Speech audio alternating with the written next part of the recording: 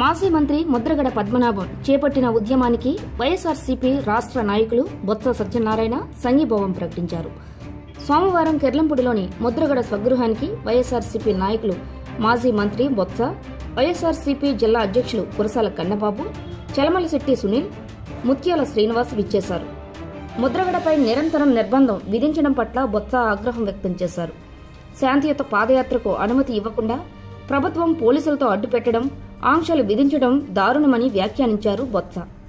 కాపులకు రిజర్వేషన్ ప్రకటించాలని చంద్రబాబు హామీలను గుర్తు చేస్తూ గుడిలో కొబ్బరికాయలు కొట్టినా ప్రభుత్వం కాపు జాతిపై కేసులు పెడుతుందని, అరెస్టులు చేయిస్తుందని ఆగ్రహం వ్యక్తం చేశారు బొత్స.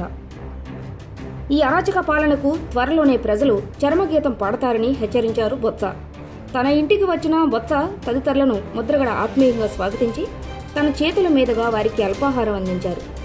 ప్రభుత్వ ఆంక్షలను బొత్సకు వివరించారు ముద్రగడ.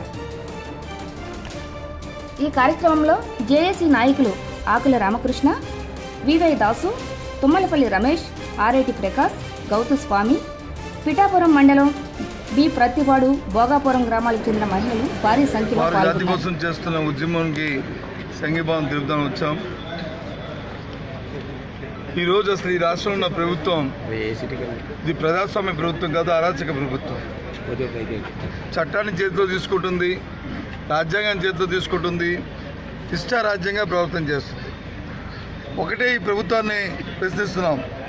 చంద్రబాబు నాయుడు గారు మీరిచ్చిన మాట, మీరు చెప్పిన మాట, మీరు పలికిన పలుకు, అందులో ఉన్న అర్థాన్ని, అందులో ఉన్న భావాన్ని, లేదా అందులో ఉన్న అక్షరాన్ని ఏ ఒక్కటైనా మార్చి పద్మనాభం గారు వచ్చి ఇంకెగస్తా ఏమైనా ఎక్కువగా ఏమైనా అడుగుతున్నారా చెప్పండి.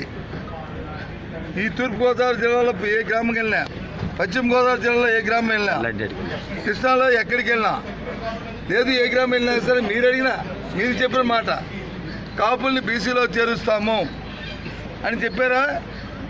లేదు పద్మనాభ గారు ఏమైనా దాన్ని ఏమైనా సృష్టించి పుట్టించి ఏదో ఎగస్ట్రా మాటలు ఏమైనా చెప్తున్నారా? కాదు కదా.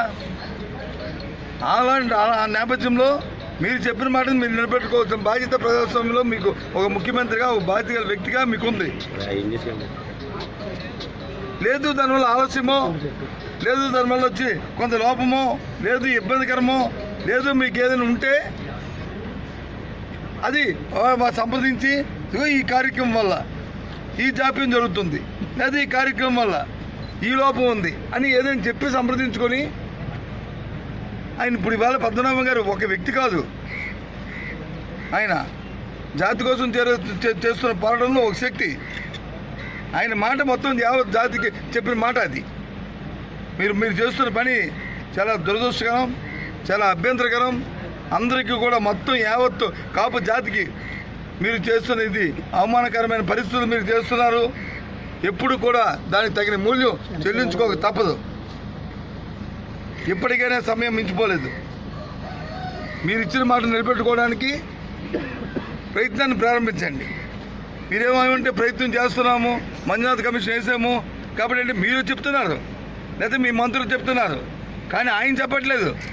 ఈ ప్రక్రియ కోసమే నన్ను నియమించారు, ఇంకో దీన్ని ఇన్ని రోజుల్లో పూర్తి చేస్తాను, నాకు ఇంకా కొంచెం సమయం కావాలి అని చెప్పట్లే. ఎక్కడ అన్ని విషయాల్లోనూతో పాటు ఇది కూడా ఒకటని చెప్తున్నారు ఆయన. కాబట్టి దీనికి ఎక్కడుంది క్లారిటీ? కాబట్టి మేము డిమాండ్ చేస్తున్నాం ఇవాళ. అది కాకుండా ఇవాళ చూశాను, ఇవాళ ఆయన కలవడానికి వచ్చాం. వస్తే మధ్యదారిలో నా దగ్గర 4 చెక్ పోస్ట్